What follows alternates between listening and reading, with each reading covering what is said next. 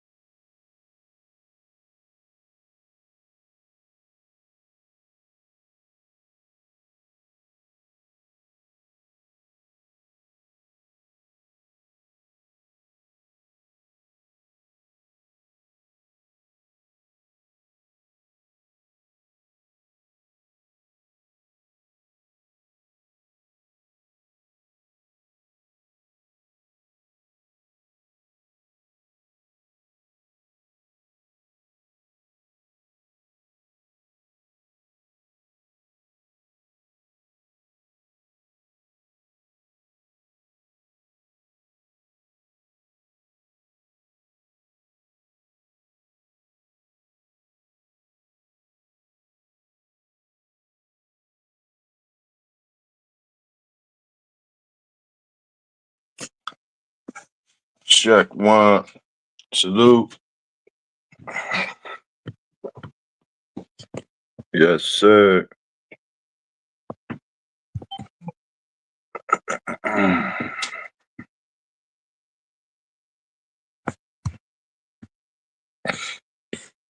Salute, Robo, Robo. Bob Johnson, salute.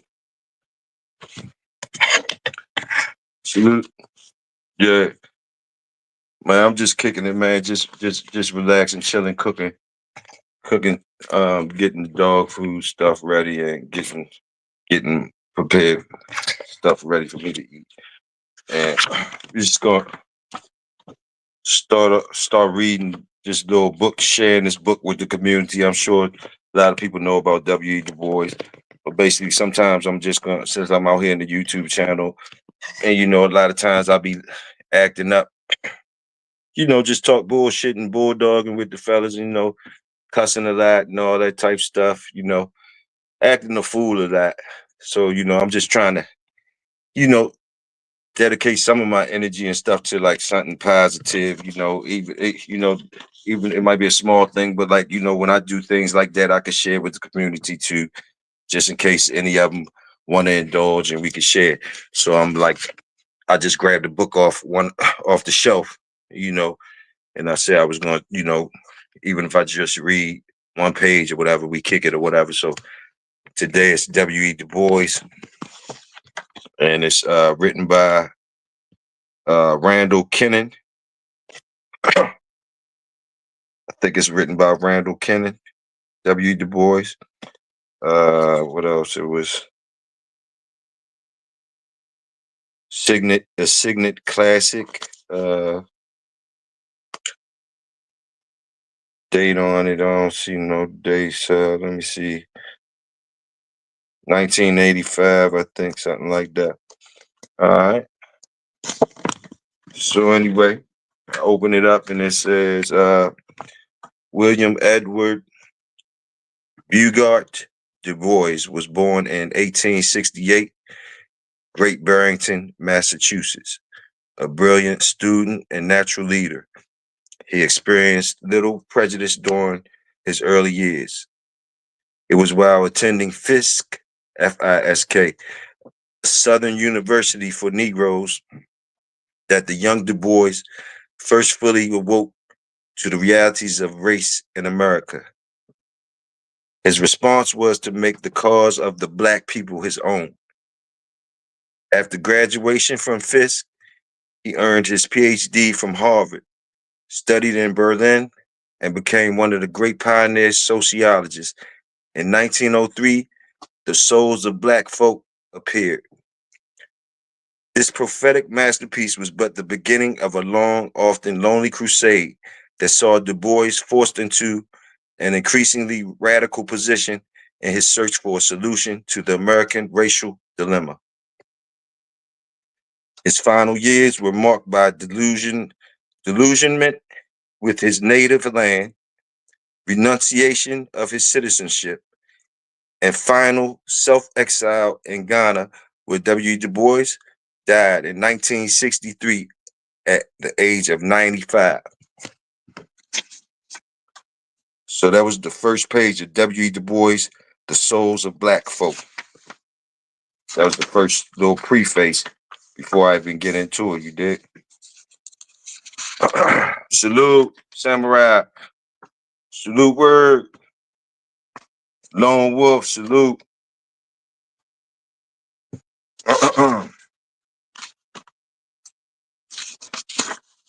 So let me see. Anybody got any things they want to share on W.E. Boys, the boys that they know anything before I start reading it from the beginning? Oh, all right.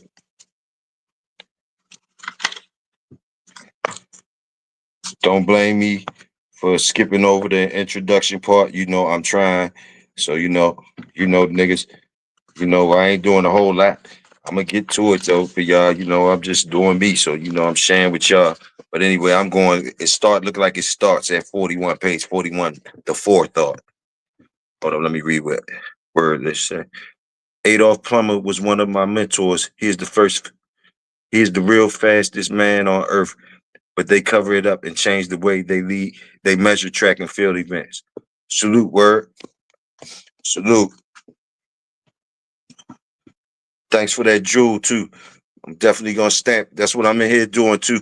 We jewel collectors in this joint. In this session, this type session, we all jewel collectors. So when y'all drop jewels, like it's up to us to collect the jewels that people drop in here. But anyway, the forethought, page 41. Herein lie buried many things which, if read with patience, may show the strange meaning of being black.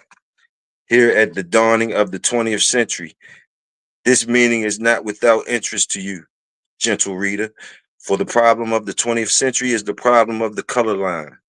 I pray you then receive my little book in all charity, studying my words with me, forgiving, mistake, and foible for sake of the faith and passion that is in me, and seeking the grain of truth hidden there. I have sought here to sketch in vague, uncertain outline the spiritual world in which 10,000 Americans live and strive. First in 2 chapters, I have tried to show what emancipation meant to them and what was in the aftermath. In the 3rd chapter, I have pointed out the slow rise of personal leadership and criticized candidly the leader who bears the chief burden of his race today. Hold on, let me see what that say, because that sounded heavy. I have pointed out the slow rise of personal leadership and criticized candidly the leader who bears the chief burden of his race today. Pete, the jewels. But anyway, then in 2 other chapters, I have sketched in swift outline the 2 worlds within and without the veil, and thus have come to the central problem of training men for life. Venturing now into deeper detail, I have in 2 chapters studied the struggles of the massed millions of the black peasantry, and in another, I have sought to make clear the present relations of the sons of masters and man. Leaving then the white world, I have stepped within the veil, raising it, that you may view faintly its deeper recesses, the meaning of its religion, the passion of its human sorrow, and the struggle of its greater souls. All this I have ended with the tale twice told, but seldom written, and a chapter of song.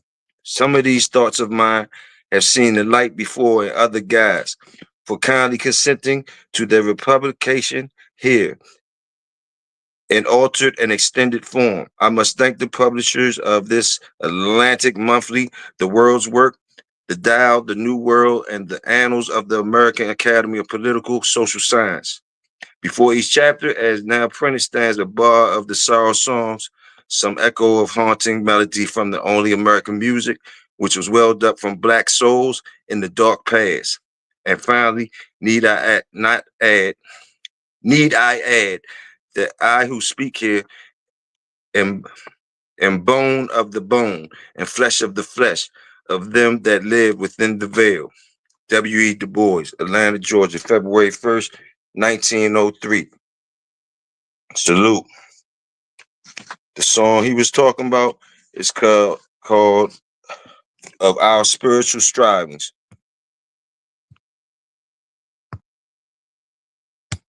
I'm sorry, Dre. I just was reading. I just seen you was in here. Salute. Can you hear me? Salute, man. I'm not gonna lie, bro. I didn't want to interrupt you anyways, man. But I started learning something as soon as you started talking because I never knew what the W.E.B stood for until you just read it. Oh, that's what's up. That's what's Yeah, up. Shit, that's what it's here for. Pick up the jewels, jewel collectors. You know what I mean? How you doing though? Everything good? yeah, man. I was just editing some video and stuff, man, and I seen your message, man, and I got over here. You know, I went ahead and shared it out there on the Facebook and everything, man. Get some traffic because this is knowledge, man. This is, and maybe you can break some things down from the readings, you know, and help me be better. Shit, right now I'm just, I'm picking it up. It was around. I'm picking it up, so I'm diving in myself. So we taking this ride together, like So it might be people in the chat that know things we could do. So if I know something, I'll tell you. But ask your questions as you must. Okay, well, let me. We'll try to get through it. Can I do an Yeah. interim summary real quick of what I was able to get because I got in here Yes, early. sir. Yes, sir. Of Right, course. Shoot. Go ahead. Mr. Dubois, you know what I'm saying? First name William, correct? It was William. It was William Edward. I ain't gonna try to pronounce the B name. Um, but yeah, he was a literary genius, man. And you say he passed away in 1963. That was a critical time frame. That was in the height of the Jim Crow era. And then some of his one of his literary contemporaries was Booker T. Washington, and that's why you got me interested, man, because I had to do a paper in college, man, and I didn't know about Mr. Dubois.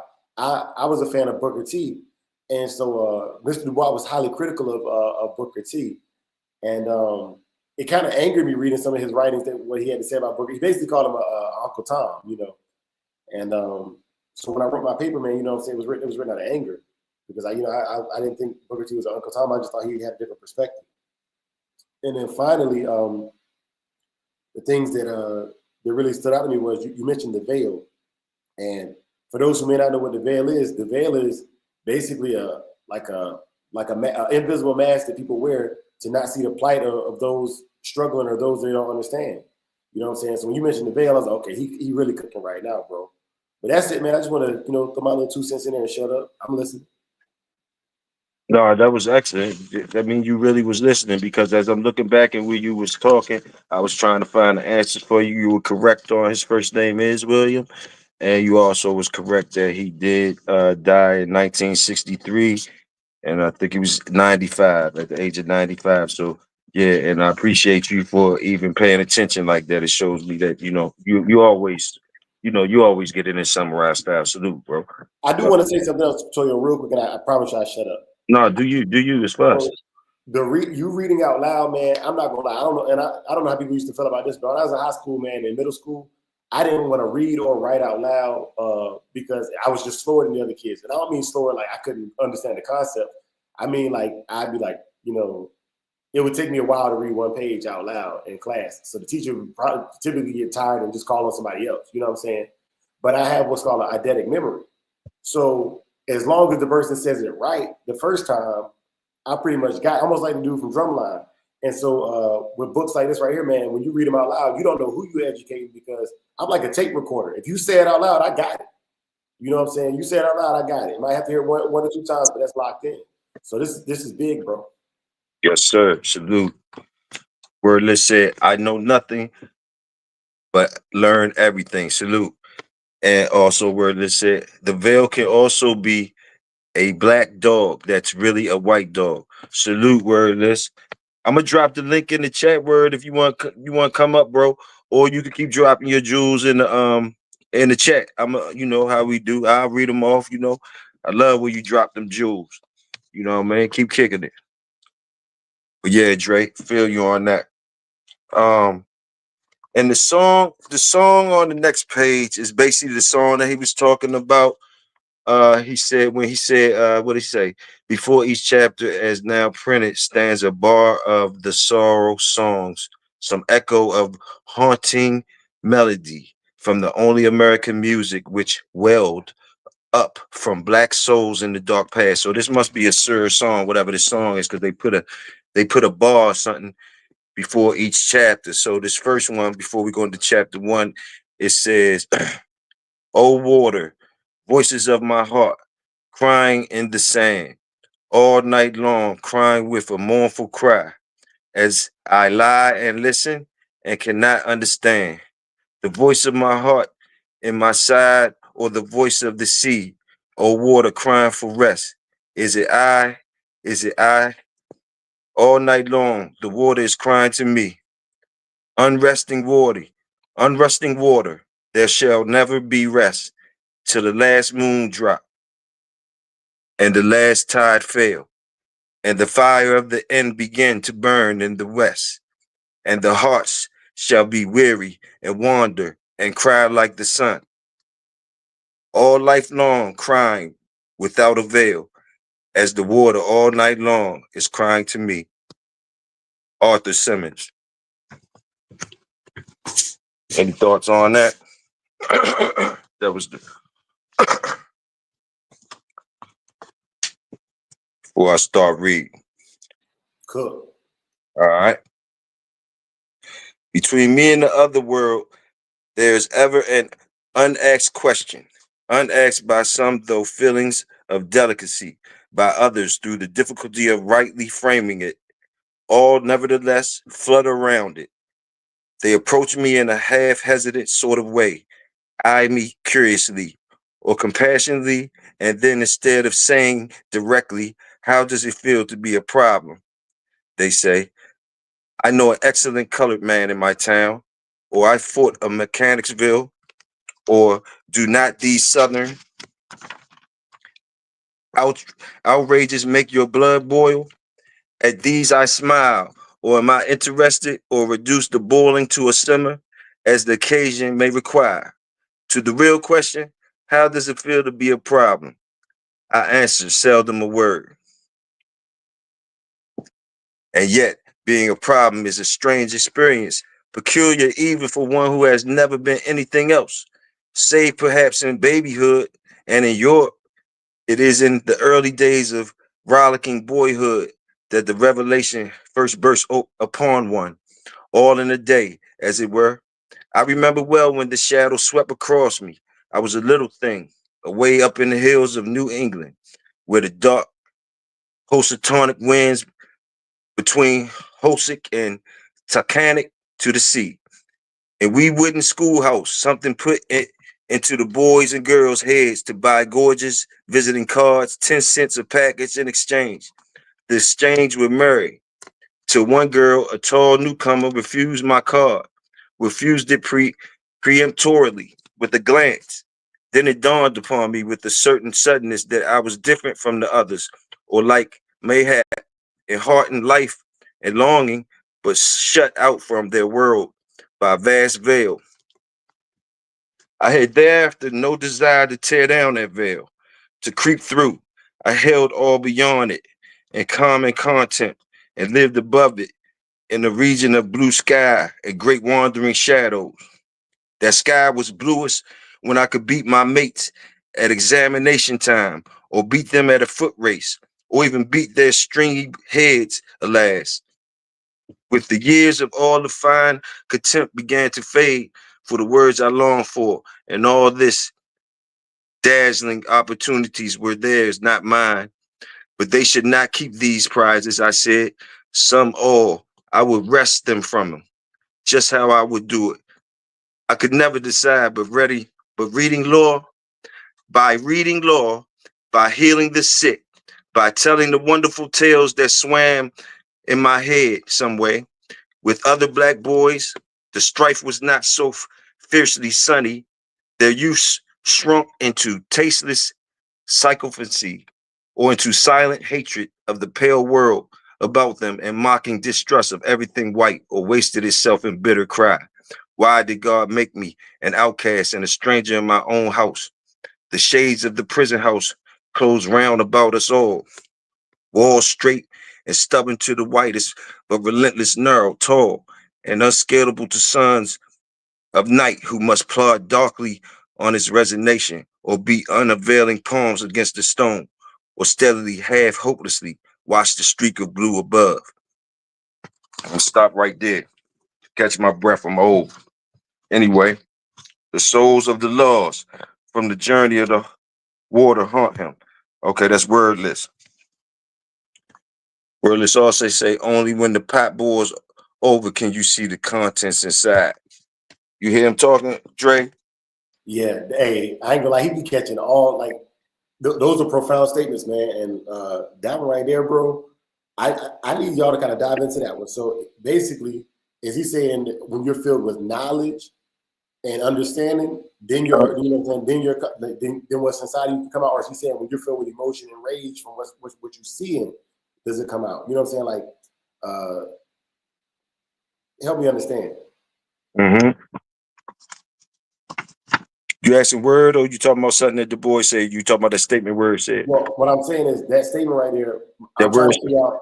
I'm trying to figure out from my perspective is Mr. Dubois talking about, is it knowledge you need? Do you need to overflow with knowledge to let true contents out, or do you need to let emotion and the situation flow through okay. you and express the situation?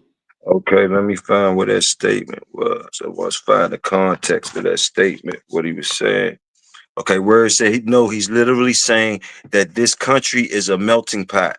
They take some and remix them to be controlled over the many. Salute. Yeah, thank you for that. Thank you for that. Salute Big Hill family. Dickie Foster. Salute my bulldog brother. Dickie, salute, bro. Salute. Yeah, yeah, word. Thanks, bro. Thanks. Love it. Love it, word. Keep it coming. Keep it coming. And Dre, salute you for even picking it up. As you see, don't blame me. I just read and stuff. I like that y'all peeped that though, because I thought word said that is so. So that's what he said. Something about the pot was boiling, huh? Outrageous make your blood boil. As these I smile, or am I interested in reducing the boiling to a simmer? Is that what y'all talking about around that part? Yes, Oh, yes, okay, okay. Yeah, okay, okay. I feel you. See, when I was reading that part, what I was thinking about is like the times, like you know what I mean. All the cases where your temper, when your temper is boiling, and sometimes you do have to turn it down.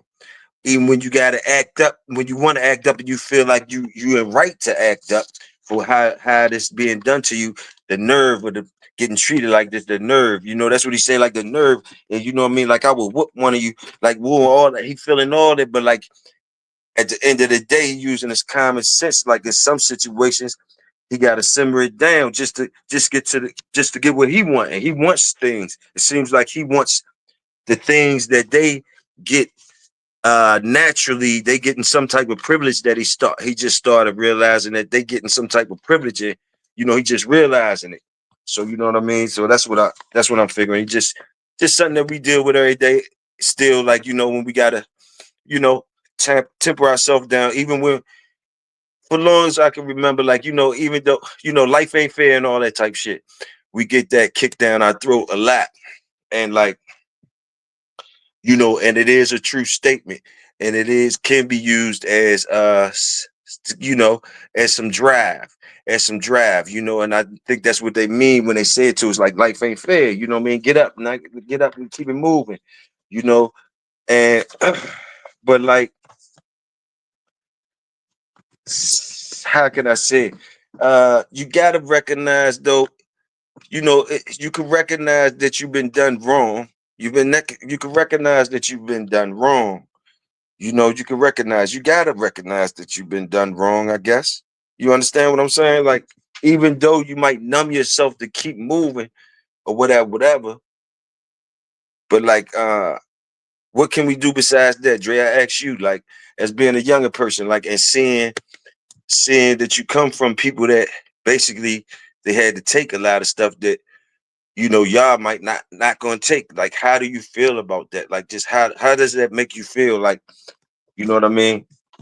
Like, far as the differences, do you recognize that it's a difference, that you you got a better, or do you even see it as you got a fair playing field than the people before you? You understand? And do you see it as progress? And how do you look at the ones who had to take things? Just ask.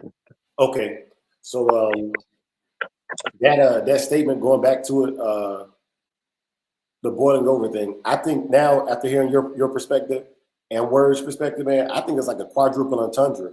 Because what you asked me about my time and the time before, I want to share this, man, and I'm only going to share what I know. I was watching Roots last Friday with my daughter, right? And she looked at me. She just turned 10 Monday. She said, "Why are they treating them like that?" And so, yeah, like I don't think the newer generation is gonna tolerate it because they don't even like they wouldn't even understand why. She don't even understand slavery. You know what I'm saying? Like she's so far removed from the stuff. You know what I'm saying? That she don't even understand that. My generation, we understood it. You know, and growing up in Bladeboro, North Carolina, like in the South, there was even things you had to be cautious of. You know, Bladeboro is kind of a sundown town. If you look in the media, man, we still have had lynchings in my lifetime in Bladeboro. You know, so it's like you're seeing it develop in real time. And then prior to my time, I grew up with my grandparents. You know, they were exposed to the Jim Crow era, and prior to that, I told you my lineage, my backstory, and everything. So definitely, like I would say that in regard to the pot boiling over, each generation, the pot is boiling higher and higher, and eventually it's going to spill over, and we're going to have a generation of those who are maybe I'm not going to say militant, but more active in vocalizing as a whole. Whereas I would say in the 60s, you had certain voices that were the voice of the many. I think the many going to just be the voice, with the social media and all that stuff my kids got, man. Like, I definitely see the pot boiling and getting stronger. Yes, sir. Yes, sir. Thank you, Dre. That was vicious. Word said, salute Supreme. Salute Martinez, game dog. Salute, salute. Salute. Um, Word said, I have seen the scary top. And they want you to think they're lizard people.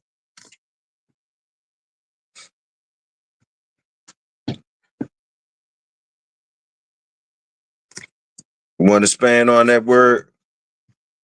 I'd like to know more about it. I'd like to know more about it. Because like what you think also, Dre, not to really get off topic because bloom, bloom, bloom, like it's all leading to the same thing. Uh do you believe the like in UAPs or whatever stuff like that? Do you believe in that? If you don't mind me asking, just ask you, you're allowed to answer. I don't know, but like just asking you for real quick, those sidebar. I'm gonna just say I believe, but go ahead, talk your talk. Salute. In my state, we hunt the point he hates. All right, all right. Okay, now we're gonna go right here real quick.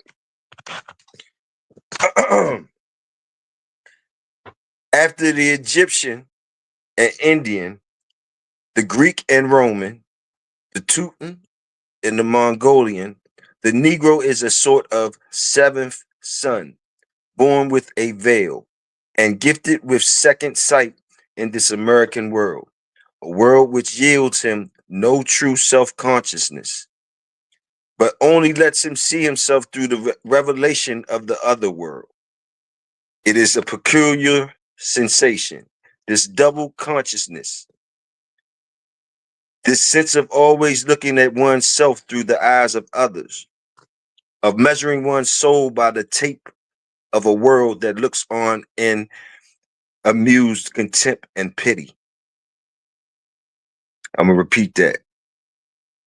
It is a peculiar sensation, this double consciousness, this sense of always looking at oneself through the eyes of others, of measuring one's soul by the tape of a world that looks on in amused contempt and pity. One ever feels this two-ness, an American, a Negro, two souls, two thoughts, two unreconciled strivings, two warring ideals, and one dark body whose dog strength alone keeps it from being torn asunder. That's heavy. To me, that's heavy. To me, it was going in. To me, he kind of describing, kind of describing us. He is describing us. I feel him describing that. Like, you know what I mean? Just growing up having to have to just be blind and numb to the fact that you looked on as what you looked on upon as. Like, you know what I mean? And still have to always feeling like you gotta make yourself feel like you somebody. Like you always gotta find a pretend. It seems like you always had to find a pretend world. Because the real world always showed you some type of dislike or whatever. And it wasn't just something that you could take on the chin where it's the okay, well, all right, well, they don't like this. Well, nah, it was always an unjust feeling towards you for something that you ain't know the answer to, for something that you might not could have asked too many questions of your family about, like why this, why that. And if they did tell you an answer, it was something that they had to put sugar on it. They had to put sugar on it, so it's forcing them into a lie for you to save you, already putting them into line to you to calm the fire down. That he was just talking about the boiling, because they gonna already see it when they having these kids, these young men and women out here. They know they're gonna start feeling a certain type of way. Fire gonna be boiling, so they feed you sugar along the way. Feed you sugar, so you always was in a double consciousness. And some people get stuck in one of them. They could get, that's why I never blame people. Whatever they do out here, like we, you know, it's like a trauma. It's like a trauma. So like, people gonna react in certain ways. That double consciousness, I just felt this part because it was real. You gotta, know how to act. You always had to know how to act. You know what I mean? Somebody always tell you know how to act. You always had to talk a certain way or whatever, whatever. Well, just talking from my age, you know, from my age to get the interview, just to get the interview, you had to have a presentable. You had to be presentable, and this is not a bad thing. But these is things that when they say presentable, it had to be presentable to them. You understand? That's the whole thing. So, which means you got to dress like them or you got to talk like them to get the interview. Now, it's a little lacking now because I see people they could come in there with tattoos, whatever. When I was coming up, you couldn't do none of that. You couldn't even have really afros, all that type. You had to be presentable, kind of no tats and all that, and know how to talk and all that type of stuff. And when I say know how to talk, you talk fine. The people that around you grew up with understand you, but no, you got to talk like they know how to talk, make them understand. You know what I mean? And so double consciousness. You know what I mean? Because inside, you know that you playing a game. Playing the game, you wondering why you playing the game, but you sometimes you can't ask a lot of questions like why I'm playing the game or keep saying that. That's not gonna get you surviving when you keep saying that loud because you gotta learn. This is what they teaching you. That's what they teaching us as black youth is coming up.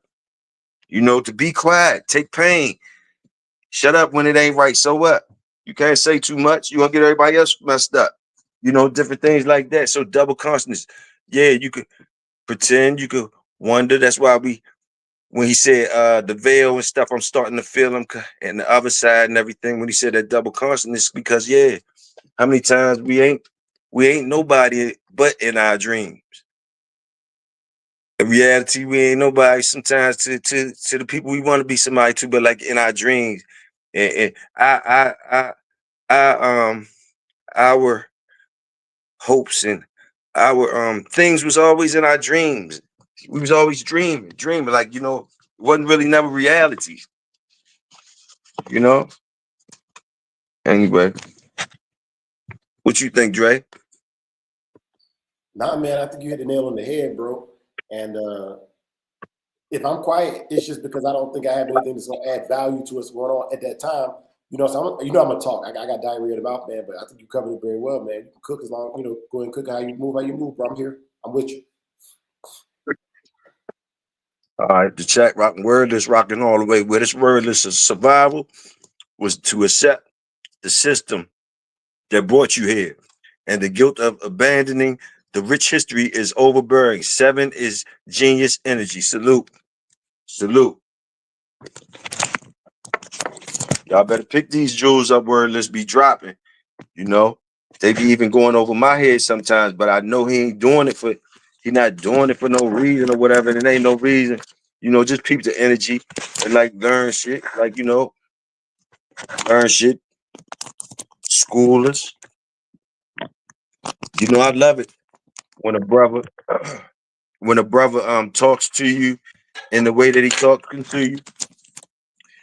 It's mysterious and intriguing. It's like chess. And some people, personalities, you know what I mean? Some people is on them type of tips, on them type of on them type of tips, you know what I mean? And you gotta get with it how you get with it. You know what I mean? If you try and get with it, they ain't catering. Don't know, it could be whatever it is, but like, just peep it. Just peep it sometimes, peep it and get what it is. Get the food if you can get the food. You did. Salute word. I love it. And I love, like I told him, I always told him, maybe you'll be able to, you know, dumb it down a little bit for a brother like me sometime, because I be really wanting to know, what you really talking about sometimes. You might got to dumb it down for me. You know how it is with Nas and Jay-Z. You know about that shit. That's how Jay-Z whoop Nas basically, because Nas kept it over people's heads. He ain't know how to dumb it down like Jay. To me, that's just my opinion. You know, boom, boom, boom. Now, that's me asking you. I'm trying to really understand if you kicking some, I feel it. And boom, boom, boom. You might need to dumb it down for the old head a little bit for me. You know what I mean? But you ain't got to though. If you ain't supposed to, you ain't got to. Anyway, let me move on. The history of the American Negro is the history of this strife, this longing to attain self-conscious manhood, to merge his double self into a better and truer self. In this merging, his wishes neither of the older selves to be lost. He would not Africanize America, for America has too much to teach the world and Africa. He would not bleach his Negro soul in a flood of white Americanism, for he knows that Negro blood has a message for the world. He simply wishes to have a message for the world. He simply wishes to make it possible for a man to be both a Negro and an American without being cursed and spit upon by his fellows, without having the doors of opportunity closed roughly in his face. Yes, sir. Toyo, check the private chat real quick. Okay.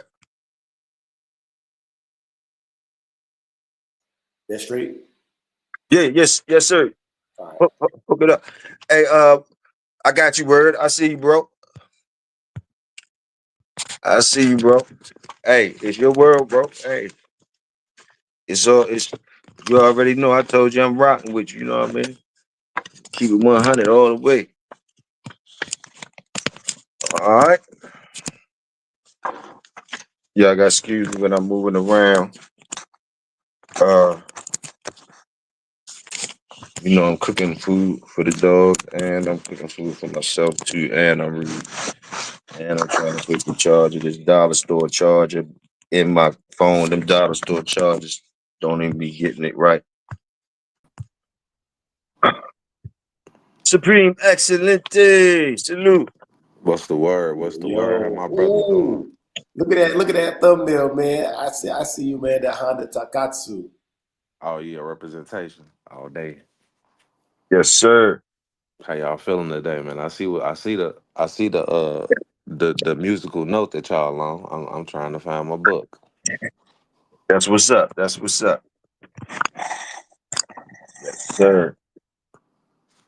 All righty. Now,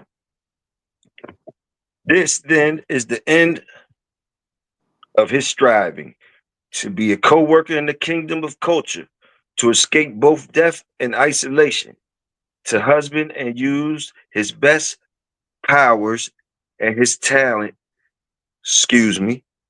These powers, let me start that over. I messed that all the way up. Salute. This then is the end of his striving to be a co worker in the kingdom of culture, to escape both death and isolation, to husband and use his best powers and his latent genius. These powers of body and mind have in the past been strangely wasted, dispersed, or forgotten. The shadow of a mighty Negro past fits through the tale of Ethiopia, the shadowy past, and of Egypt, the Sphinx. Through history, the powers of single black men flash here and there like falling stars and die sometimes before the world has rightly gauged their brightness. Here in America, in few days since emancipation, the black man's turning hither and thither and hesitant and doubtful striving has often made his very strength to lose effectiveness, to seem like absence of power, like weakness. And yet, it is not weakness. It is the contradiction of double aims, the double aim struggle of a black artisan on the one hand to escape while content for a nation of mere hewers of wood and drawers of water, and on the other hand, to plow and nail and dig for a poverty stricken horde could only result in making him a poor craftsman, for he had built half a heart in either cause. By the poverty and ignorance of his people, the Negro minister or doctor was tempted toward quackery and demagoguery, and by the criticism of the other world toward ideals that made him ashamed of his lowly task. This would be black savant was confronted by the paradox that the knowledge his people needed was a twice told tale to his white neighbors, while the knowledge would teach the white world was Greek to his own flesh and blood. The That was innate deep right love, there. the innate love of harmony and beauty that set the ruler souls of his people dancing and singing raised but confusion and doubt in the soul of the black artist. For the beauty revealed to him was the sole beauty of a race which his larger audience despised, and he could not articulate the message of another people. This waste of double aims, this seeking to satisfy two unconcealed ideas, unreconciled ideals, has wrought in havoc with the outrage and faith and deeds of 10,000 people, has sent them often wooing false gods and invoking false means of salvation, and at times has even seemed about to make them ashamed of themselves. Salute. Yeah, That was deep, that was Deep Supreme. man. Said the power flickers like a star falling, sometimes dying. Mad Doctor, Big A, salute. Salute, salute.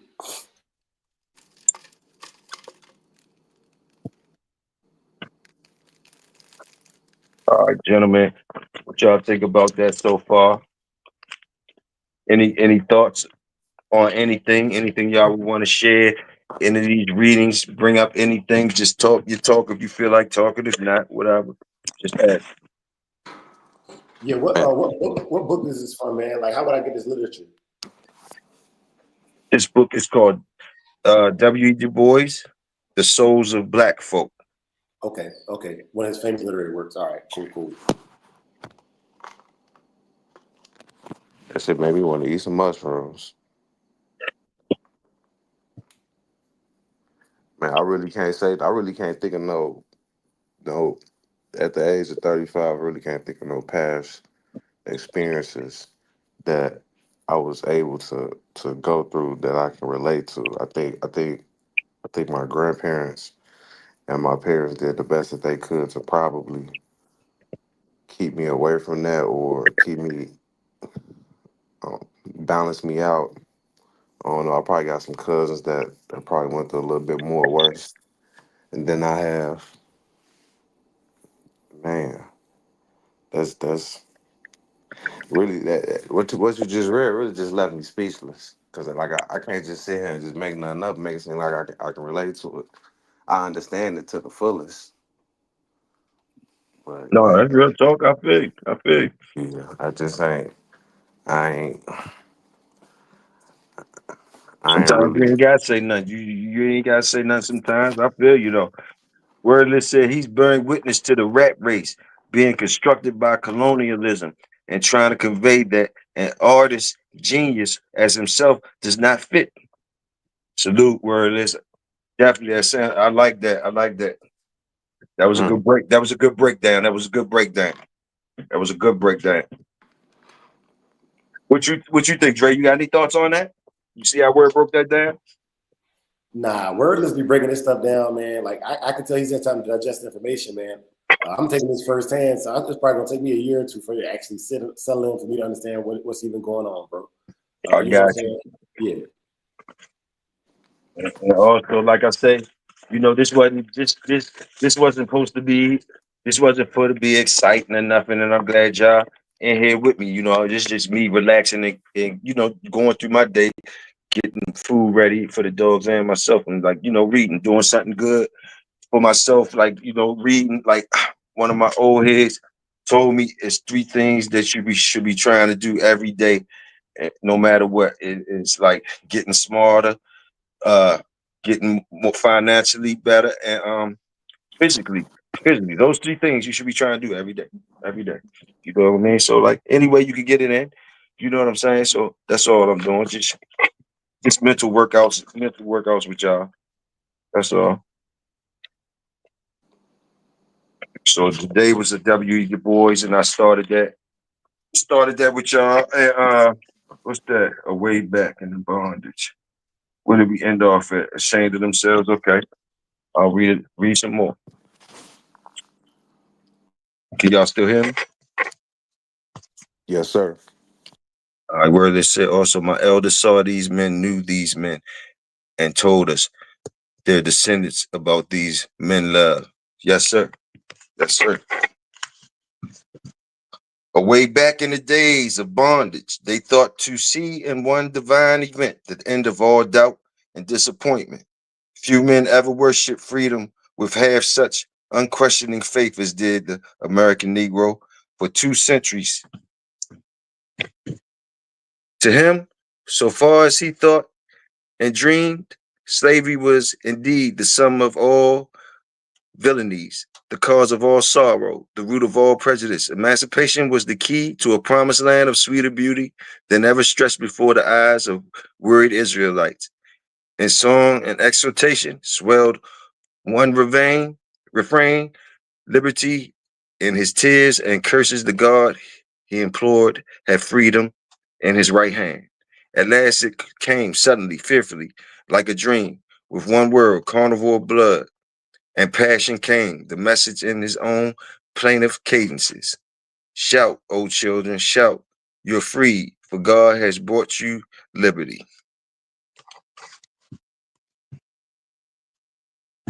So in that little paragraph, I'm thinking he's alluding to when the blacks first got free, how they felt. You know what I mean? Like they were so happy just to be free. Like you know what I mean? Like they thought it was all over. You feel what I'm saying? I guess they thought it was all over. That's what I'm taking it as. Like they were shouting for glory on it.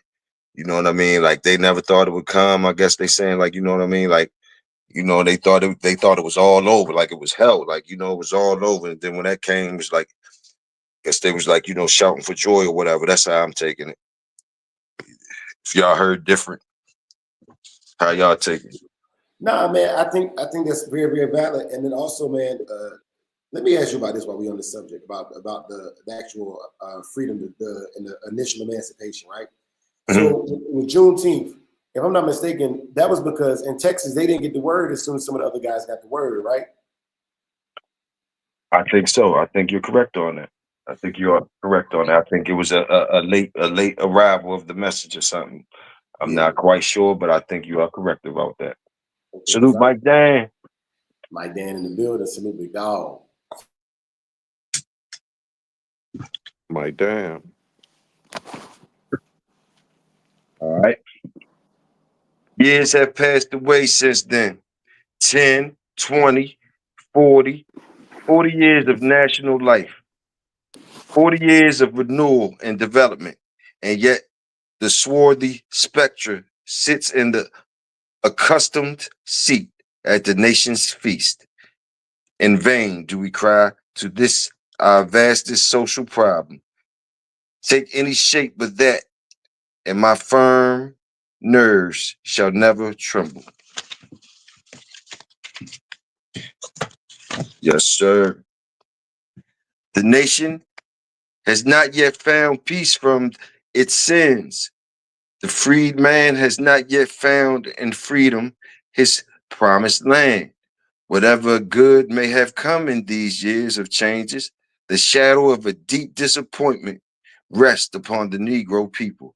A disappointment all the more bitter because the unattained ideal was unbounded, save by the simple ignorance of a lowly people. Now, to me, right there, the brother starting to say, I'm thinking the brother starting to say, this party was rubbing people the wrong way.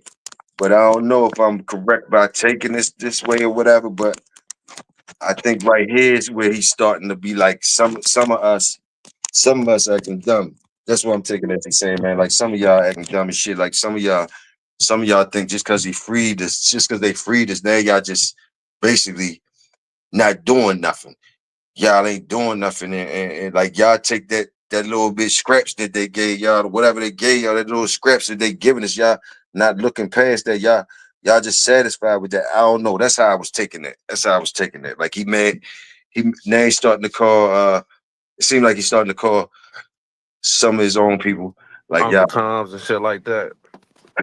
Yeah. Not Uncle Tom, but like this way he might be thinking he above some of his people, like you know what I mean, like some of y'all just lowly. That's what I'm thinking he's saying. Like some of y'all just some lowly, some peasant motherfuckers. Anyway, y'all just think on a peasant type tip. That's what I'm thinking. That's what I'm Facts. feeling. That's what I'm feeling.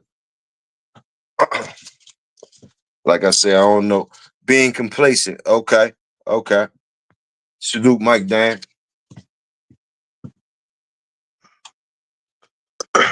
You know, because basically he was describing, like, you know what I mean? Yeah, I feel you, Mike Dan, because he was describing like it been 10 years, 20 years, niggas ain't doing nothing. Y'all ain't doing that. Y'all ain't really progressing. Like, y'all ain't really doing nothing. There's a free, now that y'all got y'all freedom, like, it must have been something he was feeling like they supposed to be doing.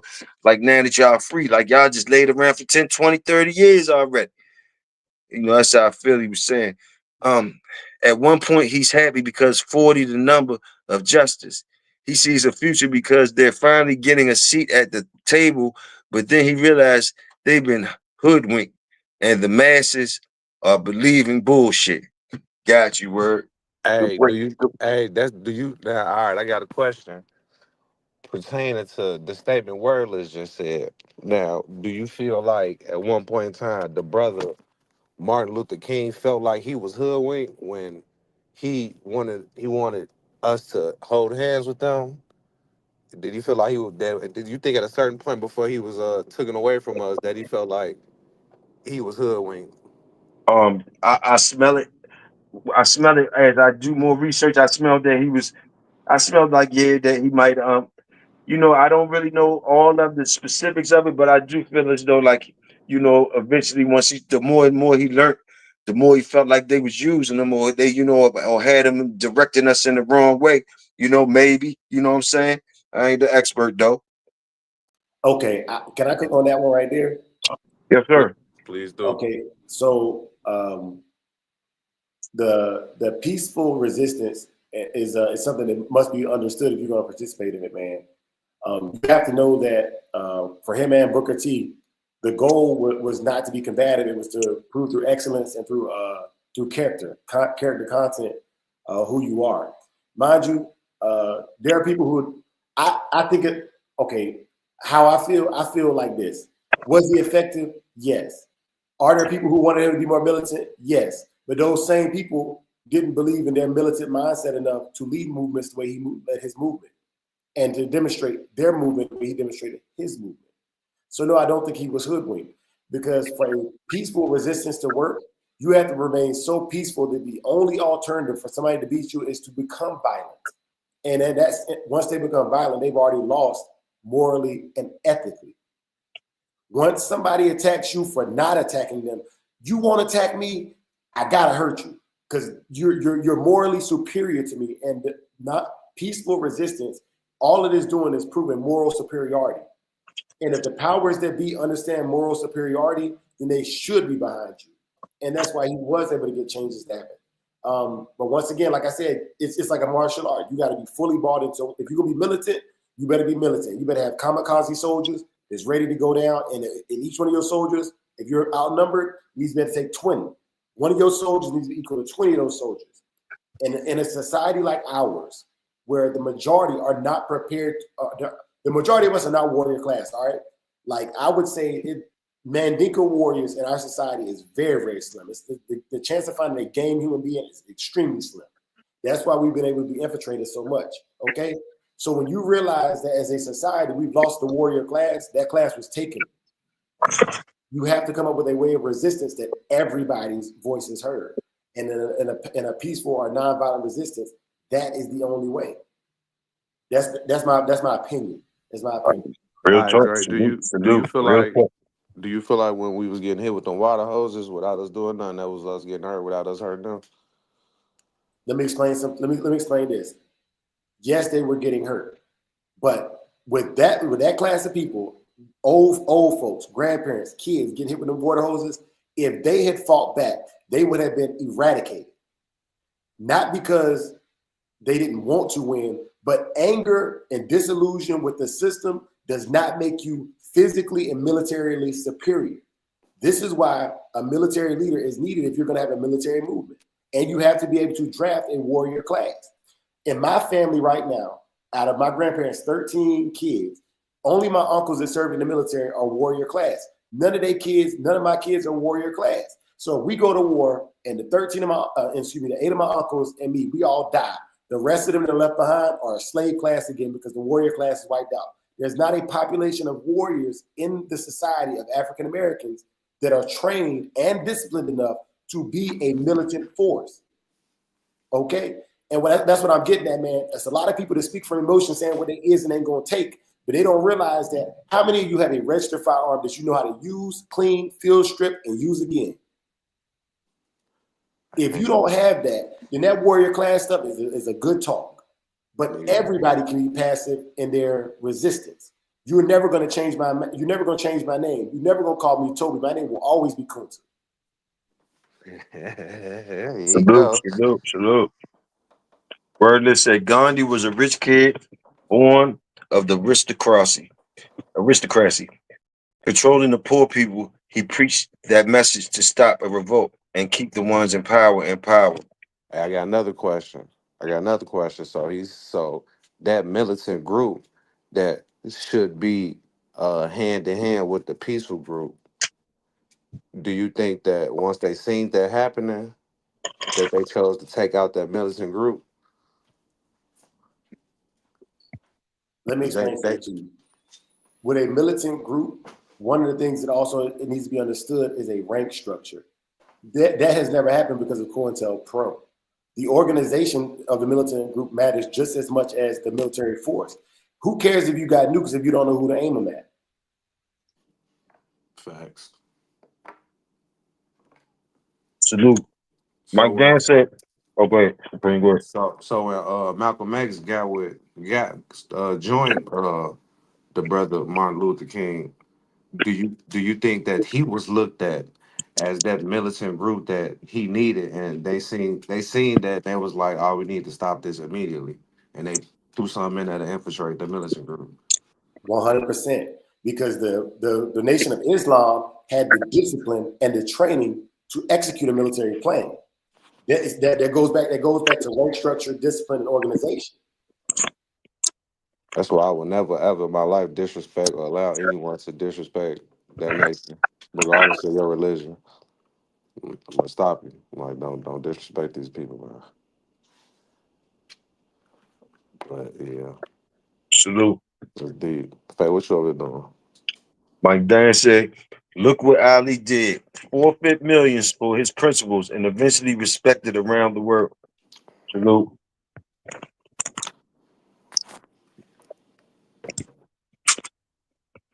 Now, do you think after the world watched that militant group be infiltrated and killed, that right there, since then to now, stopped the growth of another militant group as strong and as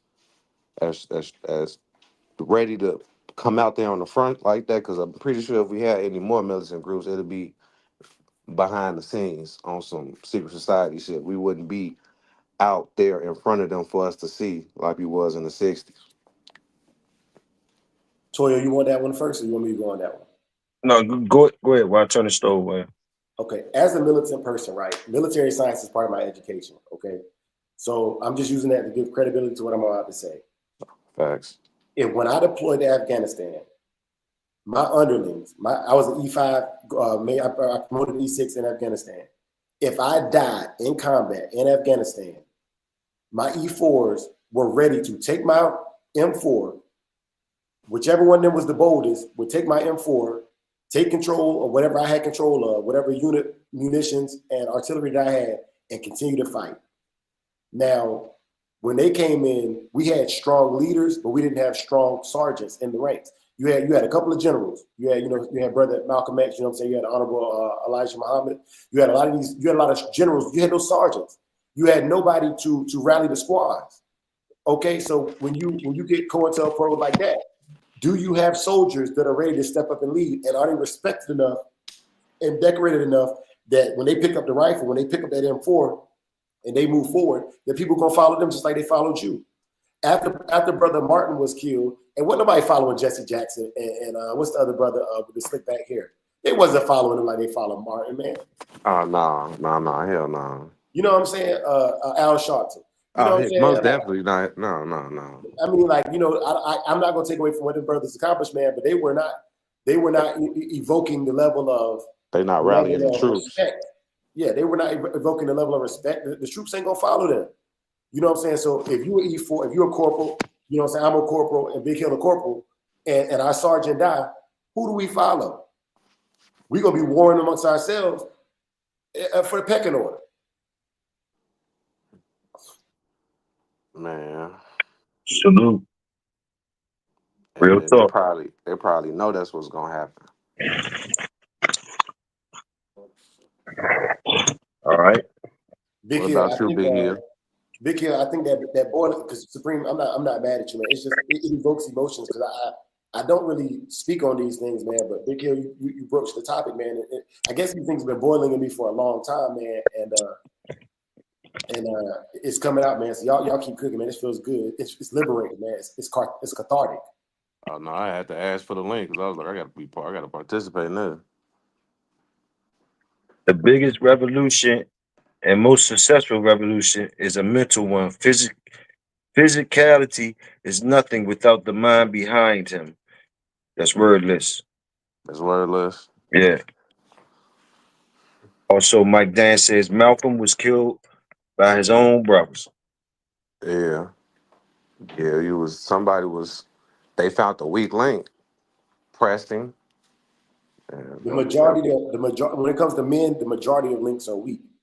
It's the tie that binds when it comes to men. And with that, you know, what did they say in the game? You know, Judas gave up Jesus for 30 pieces of silver. You know, Cain killed Abel over his crops, over jealousy, because Abel was the exalted one, right? And I'm just using these as analogies and metaphors. It ain't about religion. These are just stories that I think everybody can relate to. You know what I'm saying? So with those, first of all, I wouldn't call them brothers. You know what I'm saying? I wouldn't even call them men. Those villains were more worried about executing. And my guess is they probably had charges on these brothers. Say, if you're gonna take him out, Just like Belly, you know what I'm saying? We got charges on you. We got y'all. Either you take him out or you going down. And to save themselves, they took out the leader of the movement. That's what I believe. But another thing that the military has is we have a code of conduct, and we have what's called our core values. My core values, I have to recite them daily. Integrity first, service before self, and excellence in all I do. Right? And when you hear that every day, even if you don't believe it at first, it's brainwashing. They brainwash us to believe these things. However, when you got brothers and sisters that are trying to work together and they all being brainwashed differently, you're fighting a mental battle. So I like what Wordless said about the revolution is mental one first. Because if I think integrity first and you think war first, we already not on the same page. Because integrity says, if my brother's wrong, I need to correct my brother. I'm not worried about what you beef with over there. You need to pull yourself out of that conflict because, brother, you are wrong. But I can't check you because integrity doesn't stand true to you. Yes, sir. All right. Let's back to W. Du Bois. He say the first decade was merely a prolongation of the vain search for freedom, the boom that seemed ever barely to elude their grasp, like a tantalizing willow wisp, maddening and misleading the headless host. The Holocaust of war, the terrors of the Ku Klux Klan, the lies of the carpetbaggers, the disorganization of the industry, and the contradictory advice of friends and foes left the bewildered serf with no new watchword beyond the old cry for freedom. As the time flew, however, he began to grasp a new idea. The idea of liberty demanded for its attainment powerful means. And these the 15th Amendment gave him. The ballot, which before he had looked upon as a visible sign of freedom. He now regarded as the chief means of gaining and perfecting the liberty with which war had partially endowed him. And why not? Had not votes made war and emancipated millions? Had not votes enfranchised the freedmen? Was anything impossible to a power that had done all this? A million black men started with renewed zeal to vote themselves into the kingdom. So the decade flew away. The revolution of 1876 came and left the half-free serf weary, wandering, but still inspired. Slowly but steadily, in the following years, a new vision began to gradually to replace the dream of political power, a powerful movement, the rise of another ideal to guide the unguided, another pillar of fire by night after a clouded day. It was the idea of book learning, the curiosity born of compulsory ignorance to know and test the power of the Kabbalistic letters of the white man, the longing to know. Here at last seemed to have been discovered the mountain path to Canaan, longer than the highway of emancipation and law, steep and rugged, but straight, leading to heights high enough to overlook life. Now, with that one, I don't know. I thinking from what I read, I'm thinking he's saying that they tried to use the vote. They tried when they was able to vote. I'm thinking he's saying they tried to vote their way in, like, okay, we could vote on things now. So they had hope in the vote. But I guess he's saying that kind of left them kind of still needing something. So now I'm thinking he's saying they digging into the books of books of law and stuff like that. I don't know. Somebody help me out. Yeah, man. They had in the books of law, you had the 3/5. Basically, being a person of color, you had the 3/5. So your vote only counted for 3/5 of the whole vote. They had the poll taxes. They even had tests that were designed for you not being able to pass the test to be able to vote. And even once you did make it through all of that, the two candidates were not of the people and for the people. And what I mean by that is this. Okay, let's just say we represent, and when I say we, I'm talking about my ethnicity. We represent 25% of America, right? If 25% of our elected officials don't look like and come from the neighborhoods that I look like and come from, how can they speak for me? So if on the ballot, I'm only able to choose an individual that doesn't know anything about me, when will my voice ever be heard in the halls of Congress? Salute. Okay, and then the other thing he mentioned was the carpetbag. He talked about the ideology of a carpetbagger, and you know they would send Union troops in a lot of the ransack, burn down Confederate towns. And some people be like, I can't believe they would do that. You know, whoop de whoop de whoop. But Mhm. when you've been in a combat situation, and I've seen it firsthand, as a sergeant, when you've been in a combat situation, you got 100 soldiers that just got shot at for you.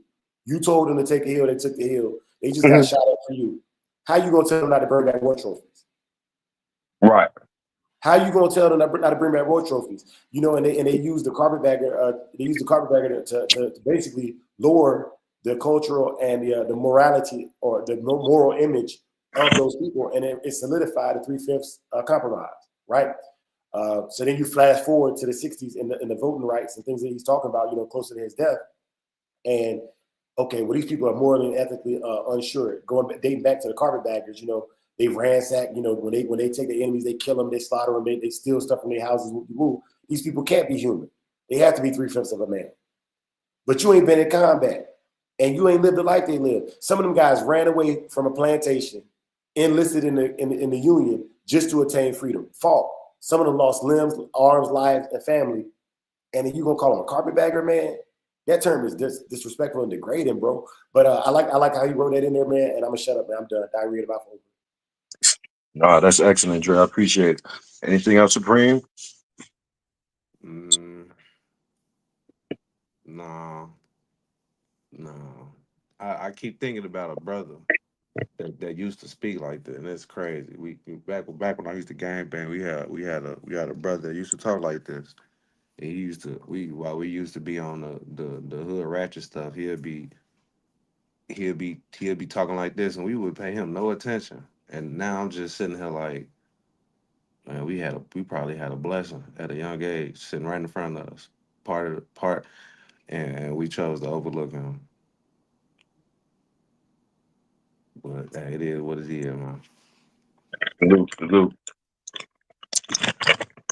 All right, y'all. Look, food ready. I'm ready to feed the dogs, and I'm ready to eat something. Hey, look, I salute y'all, brothers, for sharing the hour with me. Some you know, sharing, just kicking it, reading and sharing knowledge with each other. You know what I mean? Just getting it in. You know. So you know, make your rounds, like Drake say. Make your rounds, gentlemen.